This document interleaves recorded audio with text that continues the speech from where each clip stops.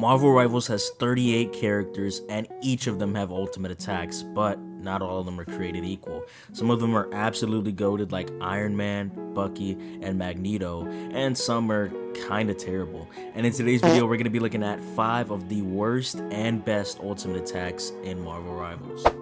Alright, coming in at number 5 for the worst ultimates, I'm gonna have to put Thor's God of Thunder here. And the reason why is just because I think this is an ultimate attack that suffers from the amount of movement abilities that certain heroes have. There is a lot of heroes that have movement abilities that are able to just escape his ultimate. That's the main reason why I think the ultimate is so bad, is just because it kind of suffers from the amount of movement abilities that the heroes have. There's definitely quite an amount of heroes that are able to just move away or escape from his ultimate attack, which kind of makes it terrible. I see what they tried to do with the lightning field. They tried to, have this AoE lightning field that slows players down to try to help that fact that the players can escape from it, but it just doesn't help because the movement abilities are just so goated in this game. I think the only time you'll really be able to get a kill off with this ultimate is maybe if the players, let's say your whole enemy team is just grouped up in one spot and they're kind of bad.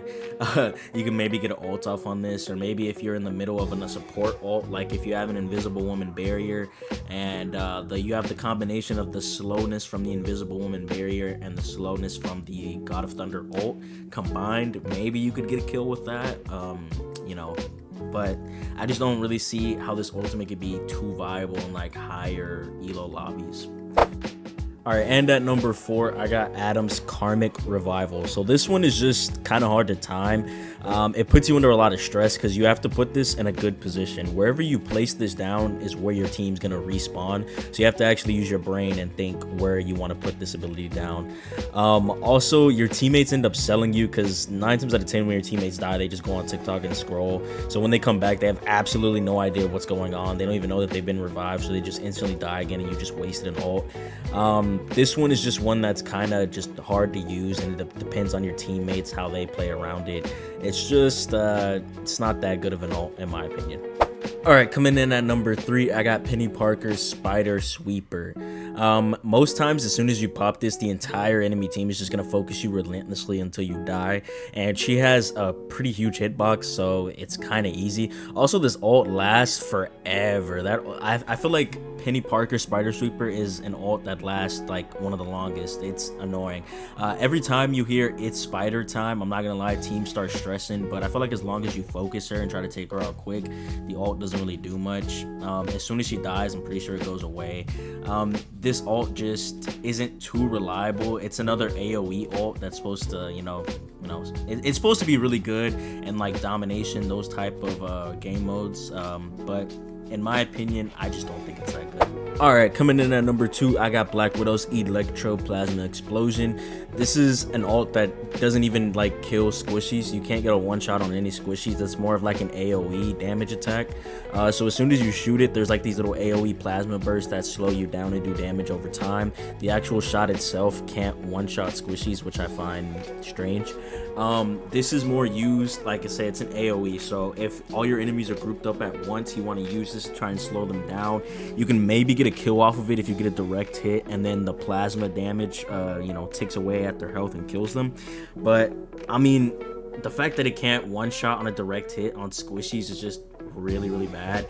And like I said, this is another ult that suffers from the amount of movement abilities that heroes have. So let's say you use this while your enemies are grouped up, right? First of all, your enemies are going to hear Plasma Burst, and as soon as they hear that cue, that line right there, they're going to use their movement abilities to get away because they know that they're going to get shot at, right? So they're 9 times out of 10 not going to get hit by the Plasma Burst little area of effect that's just sitting there. And if they do get hit by the shot, it's not going to one-shot them. It's going to do half their health, and they're going to get healed by their healers.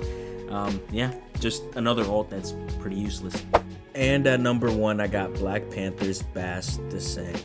This is yet another ult that can't one-shot squishy characters. So it takes time also to wind this up. Like, as you can see, it takes a few seconds to wind this up. I just think you're better off using Black Panther's dashes and his spear than using a raw ult, at least. You want to use this if the opponent has half health or less. You're not going to get a KO if your opponent has full HP. That's just not how this works. Yeah. Alright, let's switch over to what I think are the best ultimates in Marvel Rivals. Alright, coming in at number 5, I got the Punisher's Final Judgment. As you can see, this thing absolutely shreds. The only problem with it is he doesn't gain any overshield or anything, so he's still a squishy character. You can still take him out pretty easily, but it absolutely shreds. Groot is the highest health tank in the game, and it just absolutely shreds through him. You don't even have to aim because the rockets will still hit him. Yeah, it's insane. Alright, coming in at number 4 for one of the best ults, I got Psylocke's Dance of the Butterfly. Now, I think this is really good because it pairs with Psylocke's invisibility, which you can use to flank the back line and just destroy every single healer in sight. I mean, how amazing is that? If you can use this successfully to flank the enemy's back line and take out both their healers, I mean, that's big. Even if you die from the rest of the team targeting you, you still took out both healers. That's pretty big in my book. Alright, coming in at number 3, I got Cloak and Dagger. So this is a support ult, which means your team's basically going to be immortal the entire time that they're inside of your ult. You basically create a field of dark force that heals your teammates, and it also damages the enemy, does damage over time. This ult is really good because, like I said, it keeps your team immortal for the duration of the time that they are inside of your field of darkness, or whatever you want to call it. It also does damage over time, which is pretty good. It puts the opposition in a weird situation where they can't really get any kills while the Cloak and Dagger up is ult, because your team's basically immortal and they're taking damage at the same time, so it kind of forces them to back up a little bit, or kind of just wait out your Cloak and Dagger ult before they can even do anything. Really strong support ultimate. I would put Invisible Woman here because her ultimate also keeps your team immortal, but Cloak and Daggers does last a little longer than Invisible Woman's. Alright, coming in at number 2, I got Winter Soldier's Kraken Impact. This is my number 2 because it's one of the only ults that could potentially wipe an entire team. You could just spam this over and over again. We all know the meme. It's really good. It can be countered by a good support ult, but I think that most ults can be countered by support ults. So I just think that the high potential that this has to wipe an entire team is just really good. Scarlet Witch also has an ult that can wipe an entire team, but hers takes 3 years to actually, wind up. So we're gonna put Bucky right here at number 2. Alright, coming in at number 1, I got Loki. And the reason why I have Loki at number 1 is because his ult is basically everyone's ult. And for those of you who don't know, Loki's ult allows him to shapeshift into whoever he chooses, allowing him to use their ultimate attack. This is big because you could have 2 really broken ultimates, like 2 Punisher ults, 2 Winter Soldier ults. You could have 2 support ults, like 2 Invisible Woman ults, or Luna, or whoever you want. It's crazy. It just allows for 2 really strong ults. It allows 2 strong ults to be used either at the same time or one after the other. Imagine 2 Cloak and Dagger ults back to back. That's pretty strong. And for that reason, that's why I have Loki as my number 1 spot for the best ultimate attack in the game. Do you agree? Do you disagree? Let me know in the comments section who you would pick for your number 1 for the best ultimate in the game and the worst ultimate in the game. Thank you guys for watching. Please make sure to like, share, subscribe, do like good YouTube stuff. And with that being said, I'm out. Peace.